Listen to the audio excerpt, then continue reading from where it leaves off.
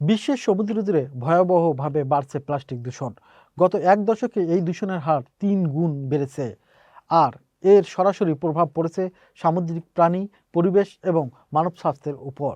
গৃহস্থলী বর্জ্য, পলিথিন, পানি বোতল, স্ট্র এবং মাছ ধরার জাল সব মিলিয়ে প্রতি বছর প্রায় ১ কোটি টনের বেশি প্লাস্টিক গিয়ে পড়ছে সাগরে। স্রোতের টানে এগুলো বাতাসে ভেসে ছড়িয়ে পড়ছে সমুদ্রের চারদিকে। গবেষকদের মতে সাগরে থাকা অধিকাংশ প্লাস্টিকই খাদ্য ভেবে খেয়ে ফেলছে কচ্ছপ, সিবার্ড, মাছ ও ডলফিন। এতে অনেক প্রাণী শ্বাসরুদ্ধ হয়ে মারা যাচ্ছে, কেউ বা পাচ্ছে মারাত্মক অভ্যন্তরীণ ক্ষত। আরও বিপজ্জনক হলো ভাসমান প্লাস্টিক ভেঙে তৈরি হয় অতি ক্ষুদ্র মাইক্রোপ্লাস্টিক, যা মাছের দেহে জমছে এবং সেখান থেকে মানুষের শরীরে পৌঁছে যাচ্ছে।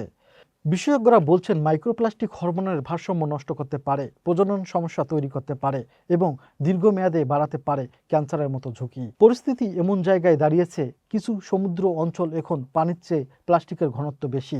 একে বলা হয় প্লাস্টিক স্যুপ, যেখানে ভেসে বেড়ায় কোটি কোটি টুকরো প্লাস্টিক। এই বিপর্যয় রুখতে প্রয়োজন সরকার, শিল্প কারখানা এবং সাধারণ মানুষের যৌথ উদ্যোগ। একবার ব্যবহারযোগ্য প্লাস্টিক কমানো, পুনর্ব্যবহার বাড়ানো এবং বিকল্প উপকরণ ব্যবহারে জোর দিচ্ছেন পরিবেশ বিশেষজ্ঞরা। সাগর কেবল প্রাণীদের আবাসস্থল নয়, এটা পৃথিবীর অক্সিজেনের অন্যতম বড় উৎস।